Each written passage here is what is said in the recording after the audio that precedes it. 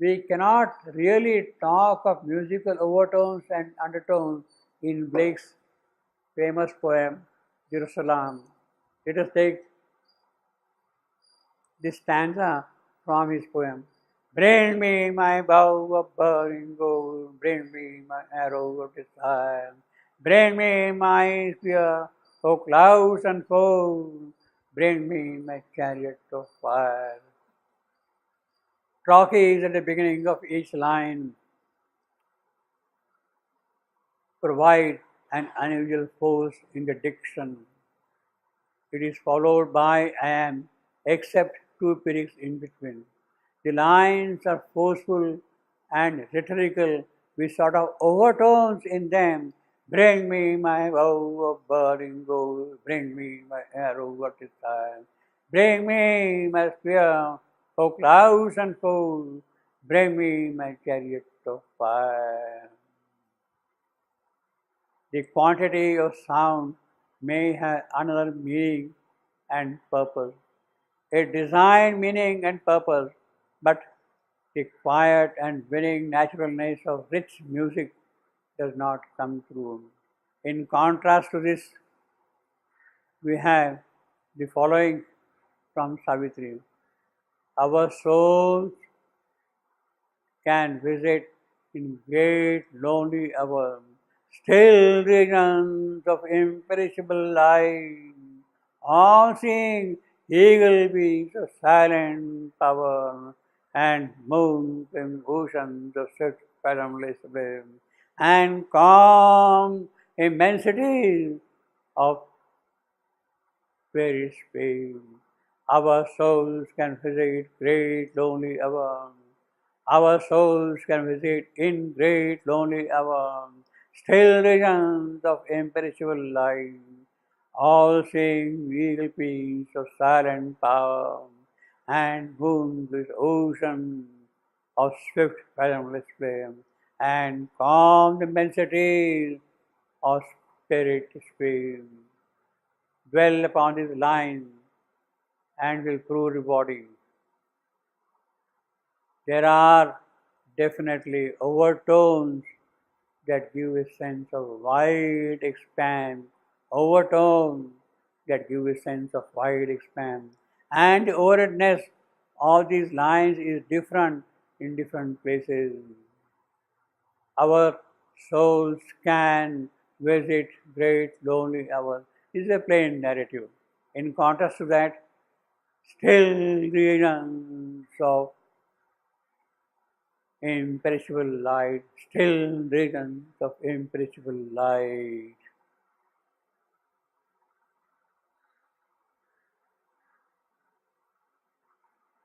Still regions of imperishable light. There is a kind of an aura of light around this line, luminous, bright, still regions of imperishable light, luminous, calm, luminous silence which is present here, still regions of imperishable light. And the third line, all seeing eagle peace of silent power, a kind of a zooming of the bird of light reaching the highest sky. All seeing eagle peace of silent power. It is surrealistic in its content, has luminous aura, the occult surrealistic. The fourth line is intuitive lyrical. Fourth line, and moon flame ocean of swift fathomless flame, and calm immensity of spiritual sea. The last line, pure spiritual, intuitive over mind. So even in one single passage you can see how different types of inspiration has slipped in, have come into play here.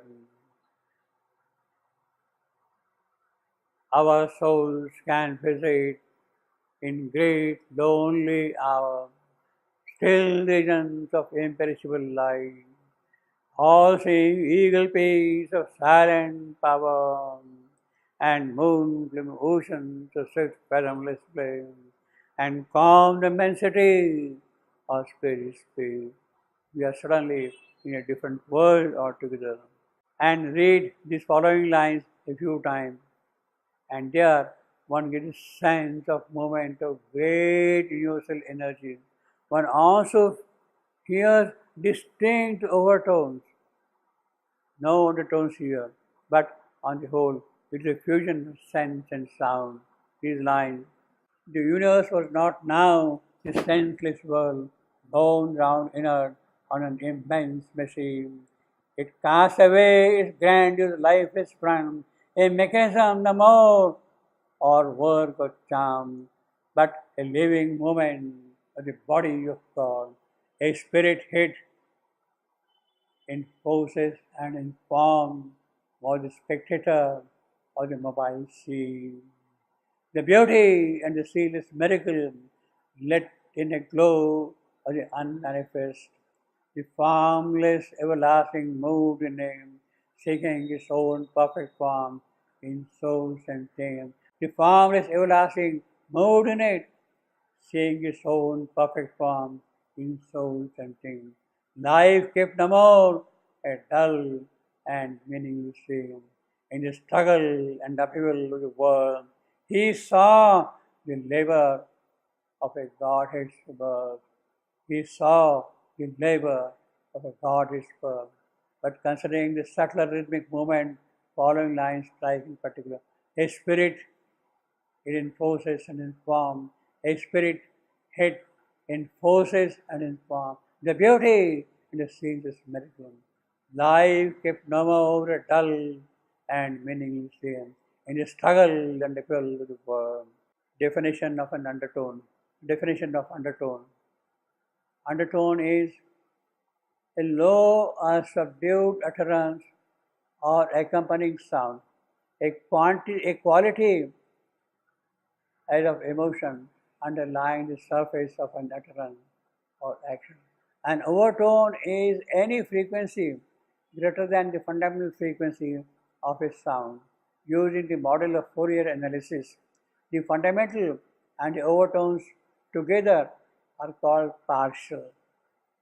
Harmonics, or more precisely, harmonic partial, are partials whose frequencies are higher multiples of the fundamental. As I said, 64, 128, 256, 512, etc. These are the partials or harmonics. First harmonic, second harmonic, third harmonic. Undertone or subharmonic is a sequence of notes that results from inverting the intervals of the overtone 64, 32, 16, 8, 4, etc. These are the undertones. While overtones naturally occur with the physical production of music on instruments, it is kind of automatic. Take any instrument and the material of the instrument itself will produce the harmonic, the higher harmonic. Undertones must be produced in some kind of an unusual way. Regarding overtones and undertones, that is to say, there is a metrical rhythm which belongs to the skillful use of meter. Any good poet can manage that. But besides that, there is a music which rises, up into that or the rhythm or a music that underlines it. This is what Shebindu is explaining, what an undertone and overtone is. I was speaking of rhythmical overtones and undertones. That is to say, there is a metrical rhythm which belongs to the skillful use of meter. Any good poet can manage that. But besides that, there is a music which rises up into that of the rhythm or a music that underlies it, carries it, as it were, as a movement of the water carry the movement of a boat. They can both exist together in the same line, but it is more a matter of the inner than the outer ear, and I am afraid I can't define further. See what Shebindu says. To go into the subject would mean a long essay, but to give some examples Journeys and in lovers meeting, every wise man son doth know. is excellent metrical rhythm, but there are no overtones and undertones. Journeys and lovers meeting, every wise man, every wise man's son doth know. It's a kind of a plain narrative. But in golden lass and girls all mom, as chimney sweepers come to the, there is a beginning of undertone, but no overtone. While you take those lips away, the whole lyric is an overtone. Again, friends, Romans, countrymen, lend me your ear.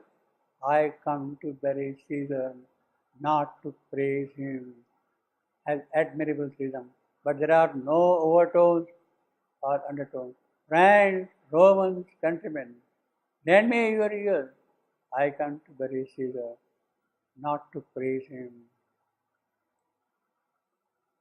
But in maiden meditation, fancy free, has beautiful running undertone, while in the dark backward abysm of time is all overtone, and absent thee from felicity of wine, and this harsh word, draw thy breath of pain, is all overtones and undertones together. I don't suppose this will make you much wiser. You are able to say by giving examples, after giving these examples. But it is all I can say at present. Shevandu's Rose of God is a symphonic masterpiece of the highest melopoeia of musical quality, the acme of intonation and incantation. It should be noted that undertones and overtones may not coincide with intonation and incantation. In the latter, some spiritual cadence comes to the ear.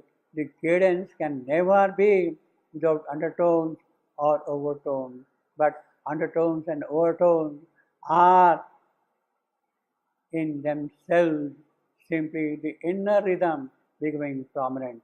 Perhaps all melopium. To illustrate an intermixture of lines with neither undertone nor overtone, and lines with either, consider the famous soliloquy of Romeo by the body of Juliet taken as that. Why art thou yet so fair? Shall I believe that unsubstantial death is ephemeral, and that the lean about bouncer keeps thee here in dark to be his paramour? For fear of that, I will still stay with thee, and never from this palace or dim I depart again. Here will I remain with worms that are the chambermaid. Oh, here will I set my everlasting realm and shake the yoke of inauspicious storm from the world-wearied flame. The first two lines have practically no undertones or overtones. The third and fourth seem to have undertones quite audible. The fifth appears just to keep them going, but the next two are full of them. The remaining part of the passage comes surcharged with both undertones and overtones, the latter predominating at the very end.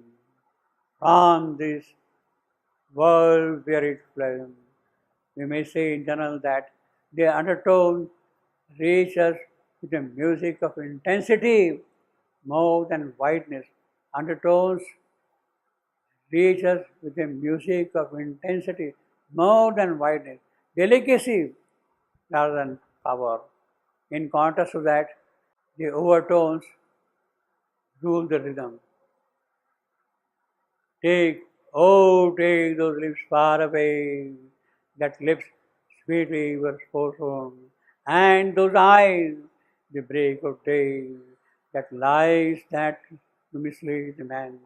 But my kisses bring again seasons of love, but seated in vain. Shivandu has declared that his whole lyric is all overtones. As an example of echoes that bring subtler shades and shades that bring deeper echoes, let us take the lines when Savitri discloses the choice she has made in Satyavan as a lover and husband. She was asked by her father to reveal the one whose name her sudden heartbeats had learned. The king is among men. Savitri was listening to it, what Narad had said, that if for all time doom could be left to sleep, and what her father had solicited to him, that armored with love and faith and joy, let once unwounded pass a mortal life. She has always sensed in the trueness of her soul something darkish and scary ominous arriving at the very hour of her happiness. And Savitri answered with a still, calm voice, as one who speaks beneath the eyes of fate. Father and King, I have carried out thy will. One whom I sought, I have found in distant land. I have obeyed my heart, I have heard its call.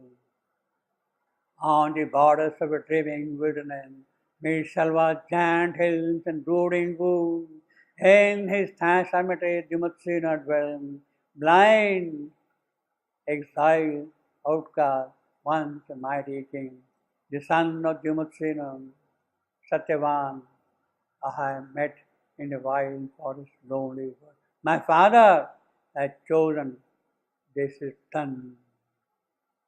Astonished, all sat silent for a space. Then Ashwapati looked within and saw a heavy shadow float about the lake, gave a sudden and stupendous light. This is done. Savitri has arrived at a decision, and she is not going to change in whatever might happen. But she is also aware of the fiery sweetness of the son of heaven. There is as if an unspoken recognition that Narad's coming at the most significant moment has a much brighter and deeper significance, and she is responsive to it. There cannot be anything malified in him, and his bright arrival connotes the working of a larger and nobler destiny. This is done in the presence of a person like Narad. Is indeed to have higher sanction, is to get approval from one who can put his opportunity force in it. This is done. My father I have chosen. This is done. She is not leaving any scope for alternatives. With proper stresses and a straightforward iambic line, with his own imperative declaration, my father has chosen, this is done. There are no second sound, there are no sound echoes in it, no overtones, undertones of musical notes, no subtle variations in the flow of utterance. If at all there are overtones, they belong more to the category of sense than of sound. In contrast to this, we have in the line, and Savitri answered with a calm, and Savitri answered with a still, calm voice. Quiet undertone if we take still as an adjective. Father and King, I have carried out the will.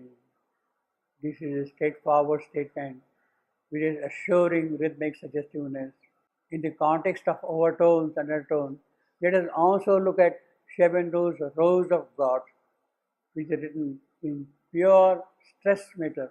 Rose of God, vermilion stain on the sapphires of heaven, rose of bliss, my sweet, seventeen with ecstasy, seven, leap up in our leap up in our heart of humanhood. O miracle, O flame, passion flowers are named, but of the mystical name. Rose of God, great wisdom bloomed on the summit sublime. Rose of light, immaculate core of the ultimate scene. Live in the mind of Parahadun. O golden mystery flower, sun on the head to the timely, gets to the marvelous hour. Rose of God, damask force of infinity, red icon of mine, rose of power with thy diamond halo piercing the night, ablaze in the will of the mortal, design the wonders of thy plan, image of immortality, outbreak of the Godhead in man. Rose of God, smitten purple with incarnate divine desire, rose of life, crowded with petal colors light, transform the body of the mortal like a sweet and magical sign. Brace our earthhood and humanhood, make deathless the children of time. Rose of God, like a blush of rapture on eternity's way. Rose of love, ruby depth of all being, fire passion of grief. Arise from the heart of the yearning that soft and nature's sublime. Make earth the home, the wonderful, and life the beatitude's key. The laws of quantity obtaining in this ancient classical language are quite alien to the rhythm and sound structure of the English tongue. But there can be a system in agreement with native rhythm of English speech.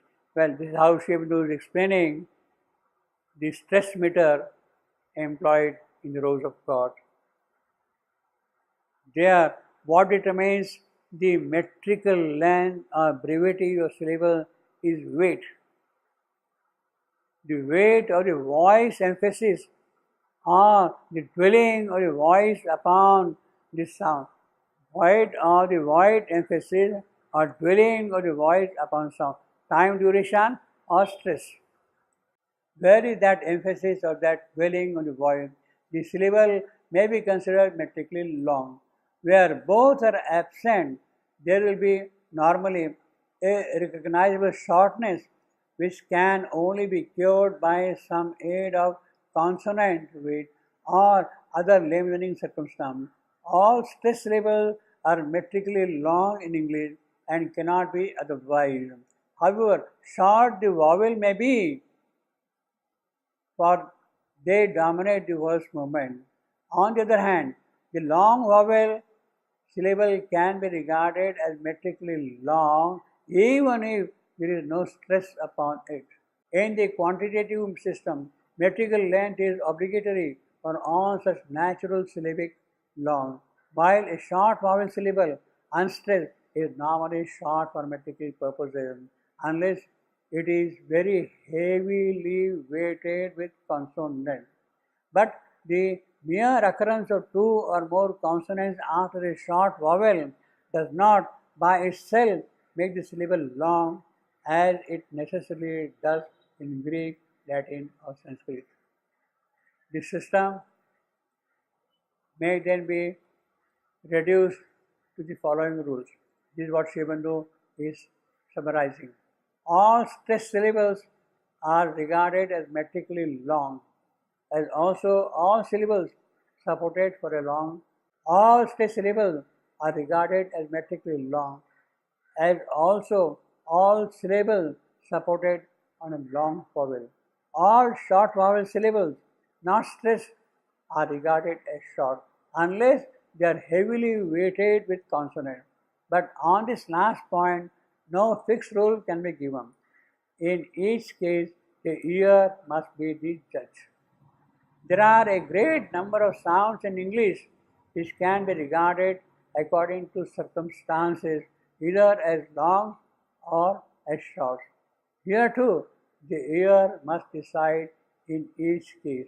English quantity meters cannot be as rigid as the meters of ancient tongue.